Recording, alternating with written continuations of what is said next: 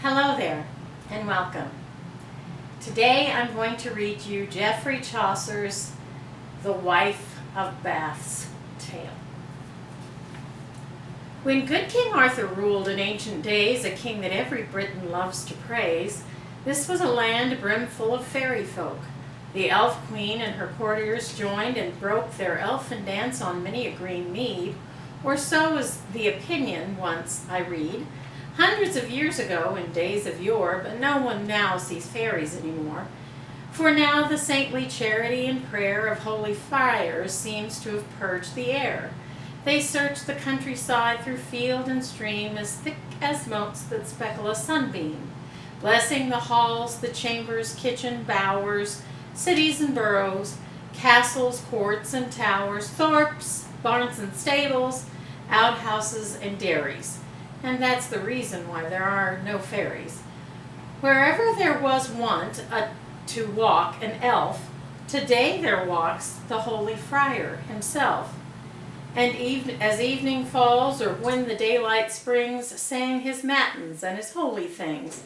Walking his limit round from town to town, women can now go safely up and down, by every bush or under every tree. There is no other incubus but he, so there is really no one else to hurt you, and he will do no more than take your virtue. Now, it so happened, I began to say, long, long ago, in King Arthur's day, there was a knight who was a lusty liver. One day, as he came riding from the river, he saw a maiden walking all forlorn ahead of him, alone as she was born. And of that maiden, spite of all she said, by very force he took her maidenhead. This act of violence made such a stir, so much petitioning to the king for her, that he condemned the knight to lose his head by course of law. He was as good as dead. It seems that then the statutes took that view, but that the queen and other ladies too implored the king to exercise his grace so ceaselessly, he gave the queen the case, and granted her his life, and she could choose whether so show him mercy or refuse. The queen returned him thanks with all her might, and then she sent a summons to the knight, at her convenience, and expressed her will. You stand, for such is the position still, in no way certain of your life, said she.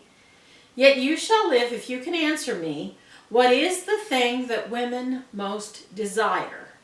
Beware the acts and say as I require. If you can't answer on the moment, though, I will concede you this. You are to go a 12-month and a day to seek and learn sufficient answer, then you shall return. I shall take gages from you to extort surrender of your body to the court. Sad was the knight and scornfully sighed, but there, all other choices were denied, and in the end he chose to go away, and to return after a year and day. Armed with such answer as there might be sent to him by God, he took his leave and went. He knocked at every house, searched every place, yet anywhere that offered hope of grace. What could it be that women wanted most? But all the same he never touched a coast, country, or town in which there seemed to be any two people willing to agree. Some said that women wanted wealth and treasure, honor, said some jollity and pleasure, some gorgeous clothes, and others fun in bed. To be oft widowed and remarried, said others again, and some that what most mattered was that we should be cosseted and flattered. That's very near the truth, it seems to me. A man can win us best with flattery. To dance attendance on us, make a fuss, ensnares us all, the best and worst of us. Some say the things we most desire are these: freedom to do exactly as we please, with no one to reprove our faults and lies, rather to have one call us good and wise. Truly there's not a woman in 10 score who has a fault, and someone rubs the sore, but she will kick if what he says is true. You try it out, and you will find so too. However vicious we may be within, we like to be thought wise and void of sin. Others assert we women find it sweet when we are thought dependable, discreet, and secret, firm of purpose and controlled, never betraying things that we are told. But that's not worth the handle of a rake. Women conceal a thing, for heaven's sakes. Remember Midas? Will you hear the tale? Among some other things now stale, Ovid relates that under his long hair, the unhappy Midas grew a splendid pair of ass's ears. As subtly as he might, he kept his foul deformity from sight. Save for his wife, there was not one that knew. He loved her best, and trusted in her too. He begged her not to tell a living creature that he possessed so horrible a feature. And she swore were all the world to win, she would not do such villainy and sin, as saddle her husband with so foul a name. Besides, to speak would be to share the shame. Nevertheless, she thought she would have died, keeping this secret bottled up inside. It seemed to swell her heart, and she, no doubt, thought it was on the point of bursting out. Fearing to speak of it to woman or man, down to reedy marsh she quickly ran, and reached the sedge. Her heart was all on fire, and, as a bittern bumbles in the mire, she whispered to the water near the ground, "Betray me not, O water, with thy sound. To thee alone I tell it. It appears my husband has a pair of ass's ears." Ah, my heart's well again. The secret's out. I could no longer keep it, not a doubt. And so you see, although we may hold fast a little while, it must come out at last. We can't keep secrets. As for Midas, well, read Ovid, for his story he will tell. This knight that I am telling you about perceived at last he never would find out what it could be that women loved the best.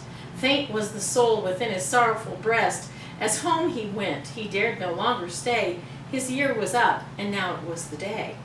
As he rode home in a dejected mood, suddenly, at the margin of a wood, he saw a dance upon the leafy floor of 24 ladies, nay, and more. Eagerly he approached, and hoped to learn some words of wisdom ere he should return. But lo, before he came where they were, dancers and dance all vanished into air. There wasn't a living creature to be seen, save one old woman crouched upon the green. A fouler-looking creature, I suppose, could scarcely be imagined. She arose and said, "Sir Knight, there's no way on from here. Tell me what you are looking for, my dear, for peradventure that were best for you. We old women know a thing or two." "Dear mother," said the knight, "alack the day, I am as good as dead if I can't say what thing it is that women most desire. If you could tell me, I would pay your hire." "Give me your hand," she said, "and swear to do whatever I shall next require of you. If so to do should lie within your might, and you shall know the answer before night." "Upon my honor," he answered, "I agree." "Then," said the crone, "I dare to guarantee your life is safe. I shall make good my claim upon my life. The queen will say the same. Show me the very proudest of them all, in costly coverture for jeweled call, that dare say no to what I have to teach. Let us go forward without further speech." And then she crooned her gospel in his ear, and told him to be glad, and not to fear. They came to court. This knight in full array stood forth and said, "O queen, I've kept my day, and kept my word, and have my answer ready." There sat the noble matrons, and the heady young girls, and widows too, that have the grace of wisdom, all assembled in that place. And there the queen herself was throned to hear and judge his answer. Then the knight drew near, and silence was commanded through the hall. The queen gave order he should tell them all what thing it was that women wanted most. He stood not silent like a beast or post, but gave his answer with the ringing word of a man's voice, and the assembly heard. "My liege and lady, in general," said he, "a woman wants the self-same sovereignty over her husband as over her lover, and master him. He must not be above her. This is your greatest wish, whether you kill or spare me, please yourself. I wait your will." In all the court not one that shook her head or contradicted what the knight had said. Maid, wife, and widow cried, he saved his life. And on the word upstarted the old wife. the one the knight saw sitting on the green, and cried, "Your mercy, sovereign Lady Queen, before the court disperses, do me right. 'Twas I who taught this answer to the knight, for which he swore and pledged his honor to it, that the first thing I asked of him he'd do it, so far as it should lie within his might. Before this court I ask you then, Sir Knight, to keep your word, and take me for your wife. For well you know that I have saved your life. If this be false, deny it on your sword." "Alas," he said, "O lady, by the Lord, I know indeed that such was my behest, but for God's love, think of a new request. Take all my goods, but leave my body free." "A curse on us," she said, "if I agree. I may be foul, I may be poor and old, yet will not choose to be for all the gold that's bedded in the earth or lies above, less than your wife, nay, than your very love." "My love," said he, "by heaven, my damnation. Alas, that any of my race and station should ever make so foul a misalliance." Yet in the end, his pleading and defiance all went for nothing. He was forced to wed. He takes his ancient wife and goes to bed. Now, peradventure, some may well suspect a lack of care in me, since I neglect to tell of the rejoicing and display made at the feast upon their wedding day. I have but a short answer to let fall. I say there was no joy or feast at all, nothing but heaviness of heart and sorrow. He married her in private on the morrow, and all day long stayed hidden like an owl. It was such torture that his wife looked foul. Great was the anguish churning in his head when he and she were piloted to bed. He wallowed back and forth in desperate style. His ancient wife lay smiling all the while. At last she said, "Bless us, is this, my dear, how knights and wives get on together here? Are these the laws of good King Arthur's house? Are knights of his all so contemptuous? I am your beloved and your wife, and I am she indeed that saved your life, and certainly I never did you wrong. Then why, this first of nights, so sad a song? You're carrying on as if you were half-witted. Say, for God's love, what sin have I committed? I'll put things right, if you will tell me how." "Put right," he cried, "that never can be now. Nothing can ever be put right again. You're old and so abominably plain, so poor to start with, so low-bred to follow. It's little wonder if I twist and wallow. God, that my heart would burst within my breast." "Is that," said she, "the cause of your unrest?" "Yes, certainly," he said, "and can you wonder? I could set right what you suppose a blunder, that's if I cared to, in a day or two. If I were shown more courtesy by you. Just now," she said, "you spoke of gentle birth, such as descends from ancient wealth and worth. If that's the claim you make for gentlemen, such arrogance is hardly worth a hen. Whoever loves to work for virtuous ends, public and private, and who most intends to do what deeds of gentleness he can, take him to be the greatest gentleman. Christ wills we take our gentleness from him, not from a wealth of ancestry long dim. Though they bequeath their whole establishment by which we claim to be of high descent, our fathers cannot make us a bequest of all those virtues that became them best, and earned for them the name of gentlemen, but bade us follow as best we can. Thus the wise poet of the Florentines, Dante by name, has written in these lines, for such is the opinion Dante launches, seldom arises by these slender branches prowess of men, for it is God, no less, wills us to claim of him our gentleness. For of our parents nothing can we claim, save temporal things, and these may hurt and maim. But everyone knows this as well as I, for if gentility were implanted by the natural course of lineage down the line, public or private, could it cease to shine in doing the fair work of gentle deed? No vice or villainy could then bear seed.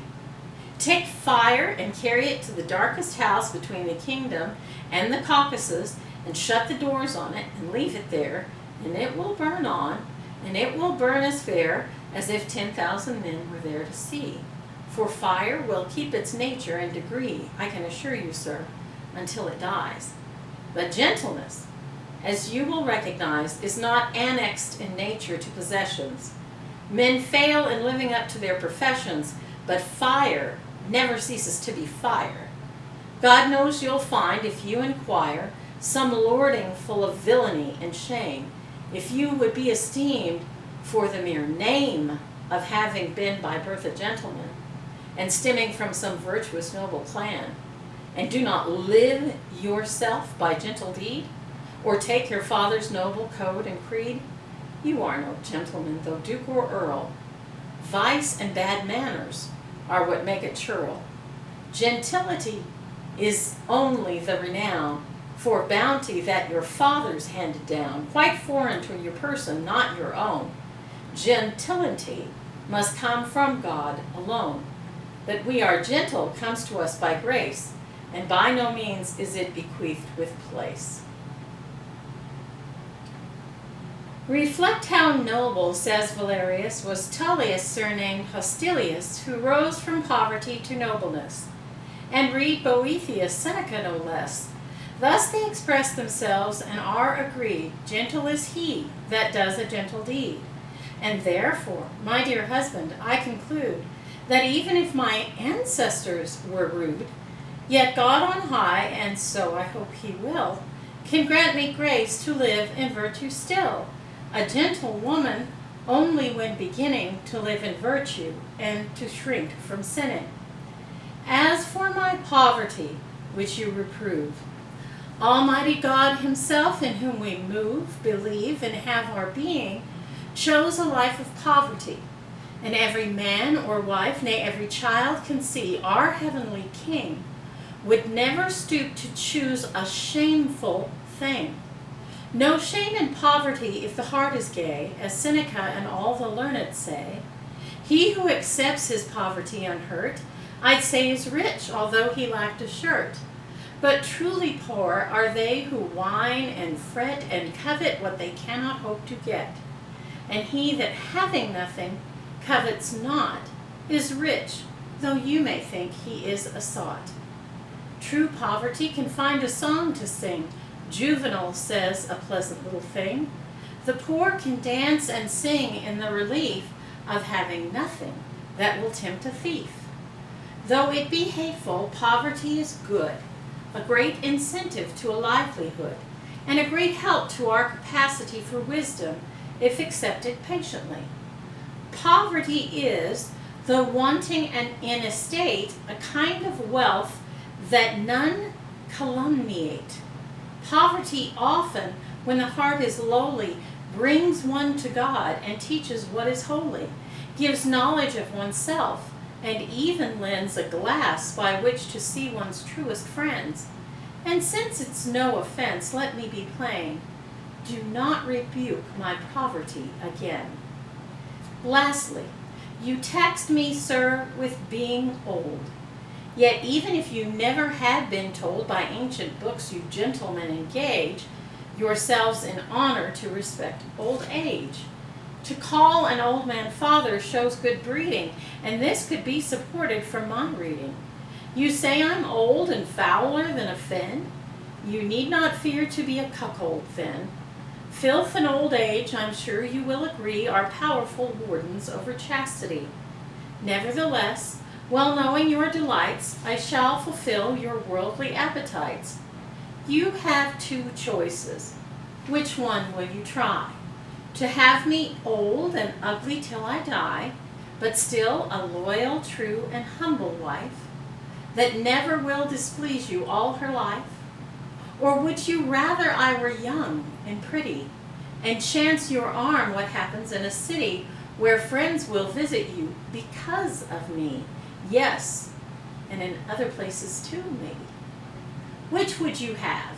The choice is all your own. The knight thought long, and with a piteous groan, at last he said, with all the care in life, my lady and my love, my dearest wife, I leave the matter to your wise decision. You make the choice yourself for the provision of what may be agreeable and rich, in honor to us both. I don't care which. Whatever pleases you, suffices me. And have I won the mastery, said she, since I'm to choose and rule as I think fit? Certainly, wife, he answered. That's it. Kiss me, she cried, no quarrels, on my oath, and word of honor, you shall find me both. That is, both fair and faithful as a wife. May I go howling mad and take my life unless I prove to be as good and true as ever wife was since the world was new. And if tomorrow, when the sun's above, I seem less fair than any lady love, than any queen or empress, east or west, do with my life and death as you think best. Cast up the curtain, husband, look at me. And when indeed the knight had looked to see, lo, she was young and lovely, rich in charms. In ecstasy he caught her in his arms. His heart went bathing in a bath of blisses, and melted in 100,000 kisses. And she responded in the fullest measure, with all that could delight or give him pleasure. So they lived ever after to the end in perfect bliss.